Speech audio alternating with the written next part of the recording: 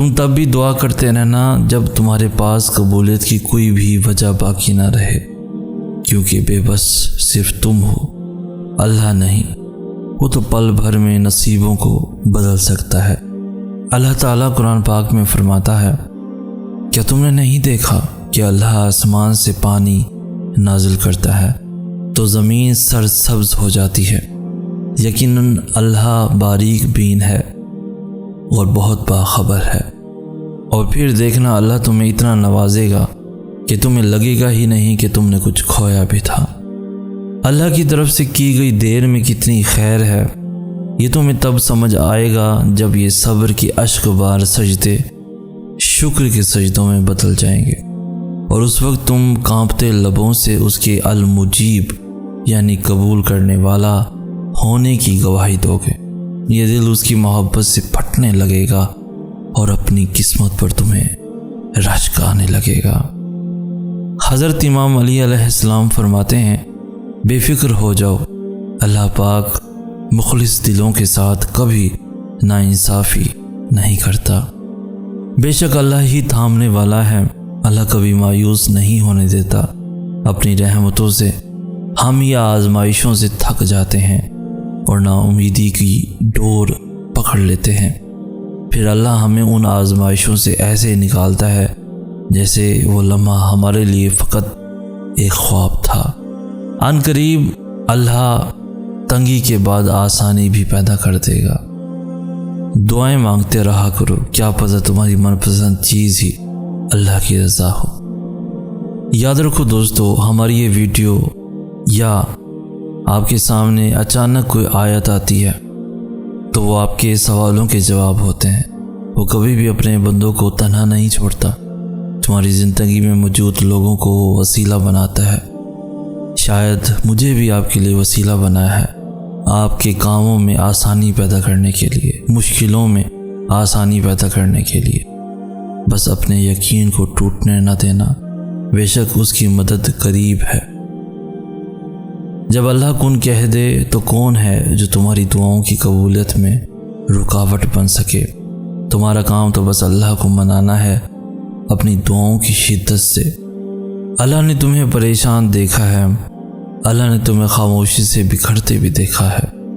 وہ تمہارے آنسو، تمہارے درد کو جانتا ہے، وہ تمہاری روح کو کمزور پڑتے، تمہارے دل کو ٹوٹتے دیکھتا ہے، تمہاری ذہن کی نسوں کو پھٹتے دیکھتا ہے۔ آج ہمت کرو، وہ باتیں سن کر جو تمہیں تکلیف دے رہی ہیں، جلد سب ٹھیک ہوگا، جلد سب ٹھیک ہو جائے گا۔ تم بس صبر رکھو، اللہ نے سب دیکھا ہے، وہ جانتا ہے تمہارے دل کا حال۔ ہاں ایک بات یاد رکھنا کہ جب دعا کرو تو پورے یقین کے ساتھ کرو، یہ سوچ کر کہ میرا اللہ مجھے لازمی وہ چیز عطا کرے گا، میرا دل سکون سے بھر دے گا۔ اور پھر اگر مگر ایسا ویسا کچھ بھی نہ سوچو، اللہ سے اصرار کرو، بار بار کہو، زور دے کر کہو، کیونکہ دینے کے لیے اللہ کے لیے کوئی بھی چیز بڑی نہیں، اور اللہ بچوں کی طرح مانگنے والوں کو بہت پسند کرتا ہے۔ اتنا پریشان نہ ہوا کریں، یاد رکھیں آپ کے معاملات اس کے ہاتھ میں ہیں، جو جانتا ہے کہ آپ کو کیا چاہیے، آپ کے لیے کیا بہتر ہے، اور کیسے آپ کی چاہت کو بہترین بنا کر کس وقت کس لمحے آپ کو عطا کرنا ہے۔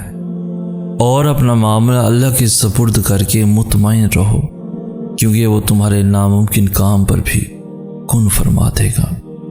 جیسے حضرت موسیٰ علیہ السلام سمندر کے سامنے کھڑے تھے اور ان کے پیچھے فرعون کا پورا لشکر لگا ہوا تھا، نہ آگے کوئی راستہ نظر آ رہا تھا اور نہ پیچھے کوئی راہ بچی تھی، لیکن انہوں نے پھر بھی توکل رکھا اور اللہ نے سمندر کے بیچوں بیچ سے ان کے لیے راستہ بنا دیا۔ موسیٰ علیہ السلام نے اس وقت اس راہ پر بھروسہ رکھا جو انہیں نظر نہیں آ رہی تھی، کیونکہ انہیں وہ راہ بنانے والے پر یقین تھا کہ راہیں بنانے والا لازمی موسیٰ علیہ السلام کے لیے اپنی اندیکھی مدد بھیجے گا۔ تو تم بھی اس پر یقین رکھو جو ایسی راہیں بناتا ہے جو تمہاری سوچ اور گمان میں بھی نہیں۔ تمہاری ہر وہ دعا جو تم نے پوری شدت سے مانگی ہے وہ اللہ کے پاس بہت سنبھال کے رکھی ہوئی ہے۔ وہ تب تمہیں نوازے گا جب صحیح وقت ہوگا، جب اس کی مصلحتوں کے تحت تم نوازے جاؤ گے، اور بے شک تمہاری عرش تک گئی کوئی صدا بھی خالی نہیں جائے گی۔ ایک ایک پکار کا جواب وہ رب ضرور دیتا ہے۔ یقین جانو کہ یہ مشکلات محض چند گھڑیوں کی ہیں، بہت جلد اللہ تمہیں وہ عطا فرمائے گا جو تمہارے حق میں بہتر ہے اور جس کی تمہیں ضرورت ہے، اور بے شک وہ رب ہماری ضرورتوں سے پوری طرح واقف ہے، اور اس سے بہتر کون جانتا ہے۔ صرف اللہ ہی کی محبت ایسی ہے جو تکلیف نہیں دیتی، جو ذہنی سکون نہیں چھینتی، جہاں دھتکار نہیں ہوتی، جہاں تانا نہیں ہوتا، جہاں غلطیوں پر تنہا نہیں کیا جاتا، تنہا چھوڑ نہیں دیا جاتا۔ یاد رکھو تم اللہ سے اپنی حیثیت کے مطابق مانگتے ہو، پر وہ تم کو اپنی شان کے مطابق نوازے گا انشاءاللہ۔ اس نے سجدے میں دھیمی آواز میں کہا، میرے اللہ، میں رائیگاں جا رہا ہوں، مجھے ضائع مت ہونے دینا۔ پھر اللہ کی طرف سے سورہ ضحیٰ سے جواب آیا، تمہارے رب نے تمہیں ہرگز نہیں چھوڑا اور نہ ناراض ہوا۔ جان لو کہ ان قریب تمہارا رب تمہیں اتنا دے گا کہ تم خوش ہو جاؤ گے، مطمئن ہو جاؤ گے۔ سورہ فلق میں اللہ تعالیٰ فرماتے ہیں، آپ کہہ دیجئے کہ میں صبح کے رب کی پناہ میں آتا ہوں، ہر اس چیز کے شر سے جو اس نے پیدا کی ہے، اور اندھیری رات کی تاریکی کے شر سے جب اس کا اندھیرا پھیل جائے، اور گرہ لگا کر ان میں پھونکنے والیوں کے شر سے بھی، اور حسد کرنے والی کی برائی سے بھی جب وہ حسد کرے۔ جب آپ مشکلات میں ہوتے ہیں تو ہم اکثر سوچتے ہیں کہ اللہ کہاں ہے۔ یاد رکھیے امتحان کے دوران استاد ہمیشہ خاموش ہوتا ہے۔ یاد رکھو شیطان ہمیشہ تمہیں تمہارے ڈر سے ڈراتا ہے، وہ تب تمہارے ذہن میں وسوسے ڈالتا ہے جب تم معجزوں کے سب سے زیادہ قریب ہوتے ہو، کیونکہ تب اللہ تم سے راضی ہو چکا ہوتا ہے، اور جو اللہ کو پسند آ جاتا ہے وہ اسے پسند نہیں آتا۔